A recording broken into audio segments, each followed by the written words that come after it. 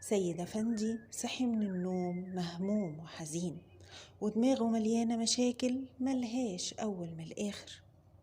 قعد يفطر مع مراته بس همه لسه على قلبه، ومشاكله فوق دماغه. تايه وسرحان ومش عارف يبطل تفكير. خلص فطاره وقعد يتفرج مع مراته على التلفزيون، بس يا خسارة لسه مهموم وحزين وغرقان في دوامة أفكاره. فقرر ينزل يقعد مع محمد أفندي صاحبه على القهوة، واللي أول ما شافه استغربه وقال له: مالك يا سيد أفندي، شكلك مش عاجبني خالص.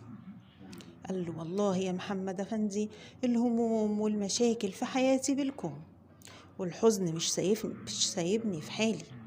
قال له: لا يا سيد، احمد ربنا، وكل حزن هيزول بإذن الله.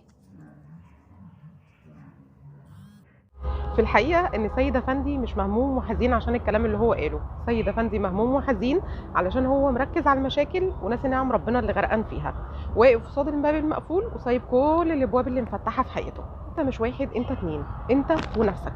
ولو ما دربتش نفسك على الحمد وعلى الرضا وعلى الامتنان، نفسك هتشتغل ضدك وهتتسلط عليك، وهتلاقيها كل دقيقة والتانية وطول الوقت هي بتفكرك باللي مش موجود عندك واللي ناقص عندك واللي انت محتاجه.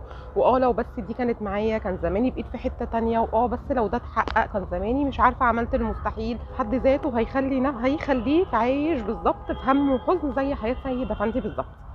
عود نفسك ودربها على الحمد والامتنان من اول ما تصحى لغايه ما تنام. اصحى كل يوم الصبح، حاول تبص لكل حاجه حواليك، تلمس كل حاجه حواليك وتحس فايدتها في حياتك. قول الحمد لله عليها، حس بفرحه كده من جواك ان الحاجه دي معاك، حس برضا وامتنان ان ربنا رزقك بالحاجه دي. عيش طول اليوم مركز في كل حاجة حواليك. الحمد لله ان انت عندك شغل غيرك ما عندهوش، الحمد لله ان انت عندك ولاد بمشاكلهم غيرك ما عندهوش.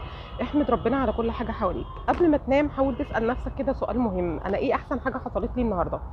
السؤال ده في حد ذاته هيخليك تسرح طول اليوم كلها كل الحلو، بس مش هتقدر تسرح في الوحش لان انت اصلا موجه السؤال لمخك: ايه احلى حاجه حصلت لي النهارده؟